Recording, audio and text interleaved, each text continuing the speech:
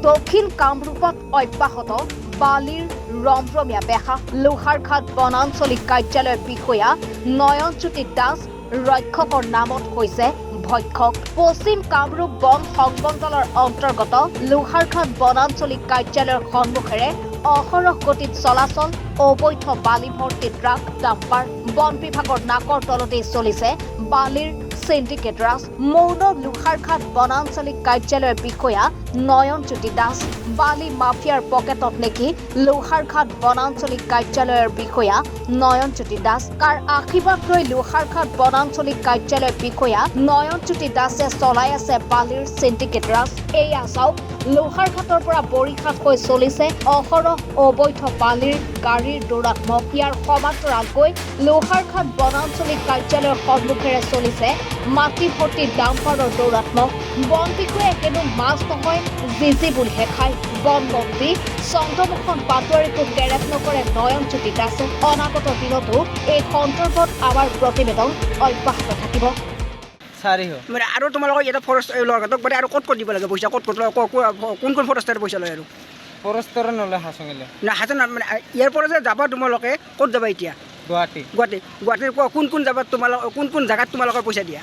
পইচা এটা দিওঁ বালাঘাটত দিওঁ আৰু এটা দিওঁ আৰু নাই এনে মিৰ্জা চিৰ্জাৰ আনিছে ক'ত কিবা পইচা নিদিওঁ। মান্থলি কিমান সেইটো গম নাপাওঁ।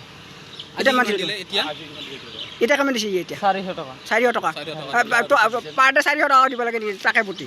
নাই কিয় নহয়, ডাইৰেক্ট বালিটো ক'ৰ পৰা আনিছে? বালিটো ক'ৰ পৰা আনিছে? ইয়াৰ পাৰে আগৰ পৰা মানে এই মানে বাগান পাৰ হৈ আগত 400 টকা দিছে যে কিবা ৰচিদ দিছে নে? কিবা ৰচিদ দিছে নে তোমালোকক? ৰিচিপ্ট দিব, ইয়াৰ পাৰে দিব। চালানটো নাই চাগে আপোনালোকৰ? চালান আছে।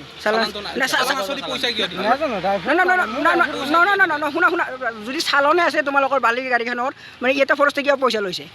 মই শিকিলে দাদা গম নাপাওঁ। ডেইলি দিয়ে নে পইচা? বকুৰ পৰা বিক্ৰম দাসৰ ৰিপৰ্ট, এনি ভাৰত 24।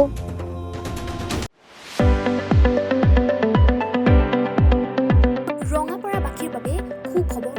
আপুনি যদি দুচকীয়া বাহন ল'ব বিচাৰিছে তেন্তে এতিয়াৰে পৰা আৰু চিন্তাৰ কোনো প্ৰয়োজন নাই।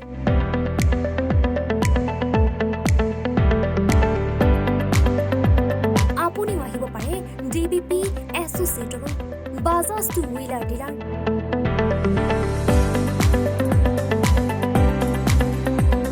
আমাৰ ঠিকনা ৱাৰ্ড নং 8 ঠাকুৰবাৰী ৰোড, ডাকঘৰ, ৰঙাপাৰা, জিলা শোণিতপুৰ। আমাৰ যোগাযোগৰ নম্বৰ 9435707133 9707967285285।